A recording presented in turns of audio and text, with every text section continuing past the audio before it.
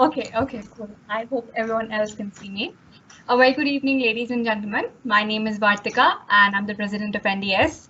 My presentation is not going to be as specific as the other ones. I have prepared a slightly different presentation. Let's go on.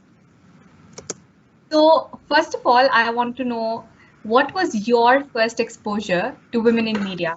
Just write down positive or negative in the meeting chat. I just want to know the public's opinion. Just one or two people would do. What was your first exposure to women in media? Was it positive, negative, neutral? Wow, that's quite new. Okay, cool, cool. Series, Powerpuff Girls. Yeah, true, true. Disney princesses. That's very, very true. That was mine as well. Okay, let's move on. I am now going to touch upon what my personal experience was of women in media. I see all those answers coming in. So I actually have lived in India for 16 years. I was born and brought up there, and I recently moved to Kenya, where I live right now, in the other side of the world. So this is my first exposure to women in media. As you can see, India is obsessed with Bollywood. It's like the royal family equivalent in India.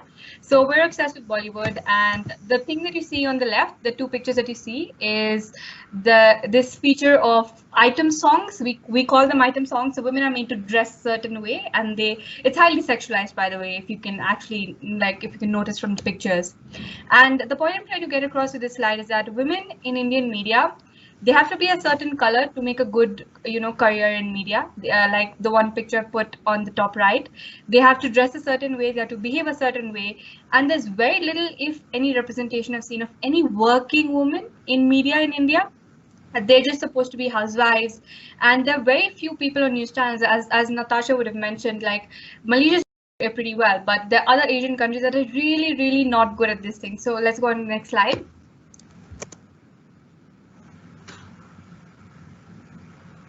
So what I was doing is, while I was researching for this presentation, right, the first thing, obviously, what anyone would do is look up women in media on like the most prominent web browsers. So I looked it up on Google and I looked it up on Microsoft Bing. So those are my most prominent web browsers that I use.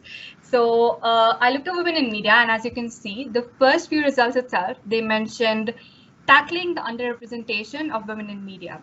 So what I'm trying to do with this presentation is that not only present my opinion, but kind of present to you that it's a general opinion, because why would my opinion matter anyway, right? I'm just the president of a said society, somewhat popular. So why would my opinion matter anyway? So that's what I'm trying to portray, a very general opinion of the public to this presentation. Let's go on to the next slide.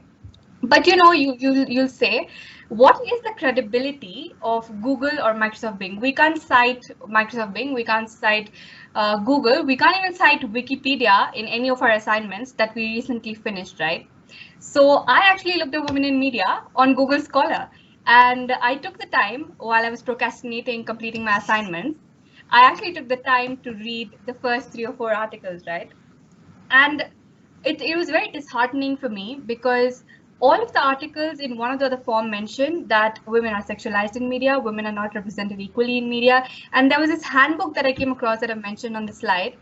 And this handbook basically took a cross-cultural study, basically mentions representation of women in media across countries, and all of it is just very disheartening. And if you have a look at the related searches, by the way, all of them point towards something negative, like a negative portrayal of women in media. It says women in media underrepresentation, women in media sexualization, women in media objectification. So it's not just my opinion. People are looking up these things all over the world.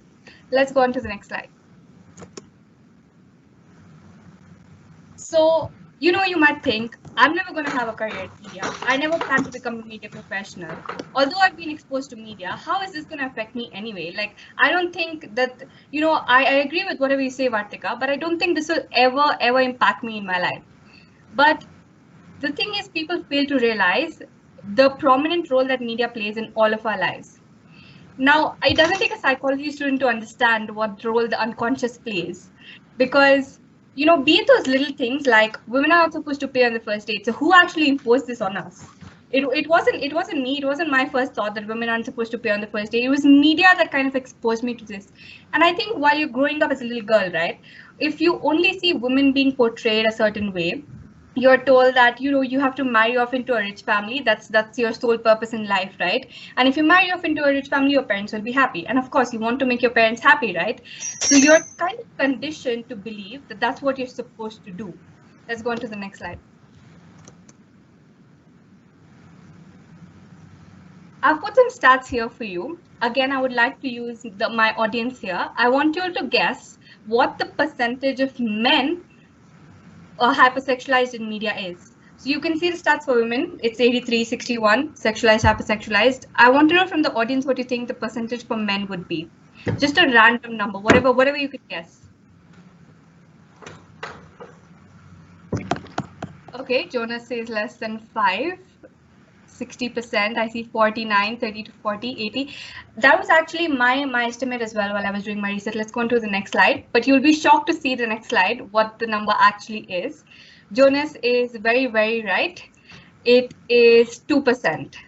Now, it doesn't take a statistician or a mathematician to understand what a huge difference that is. The difference between 2% and 61%, right? Let's go on to the next slide because we're running out of time. Yes, 2%. I know a lot of you all are shocked. I was shocked as well. So, but you might say it's 2020, right? You can't portray this image of women being underrepresented in media because it's not the whole truth. And I completely agree that's not the whole truth at all, because it's 2020 and we're so good at actually combating this problem at this point, right? Because it's been going on since generations and it'll actually take a lot of time to combat this. But we actually have good news now that people are actually speaking up. People are aware of these things at this moment, right? So I think we're at a very, very good place to combat this. Let's go on to the next slide. I feel that this problem has been tackled, like it's a battle half fought, because we're a generation who are called like the generation who calls out, the generation who stands up, the generation who speaks up against things. And I think it's the speaking up that really matters, because that is going to help people gain awareness, and that is going to help people understand what role women should play in media that they've not played throughout all these years. So I just feel that it's a slow process and it's going to take time, and it's going to take years of unlearning and relearning, because this has been a topic of discussion since the dawn of time, like since media has ever existed. And since I'm running out of time, I will just move on to conclude my presentation. And if you're someone who's actually like planning a career in media, I really don't want you to be disheartened by this little presentation that I've put in like under 6 minutes. You really got this, because we're at a very good position in combating this position. And we really hope to see some of you all on this call on TV someday or in movies someday. I really hope that I get to see all of you. Thank you so much for your attention.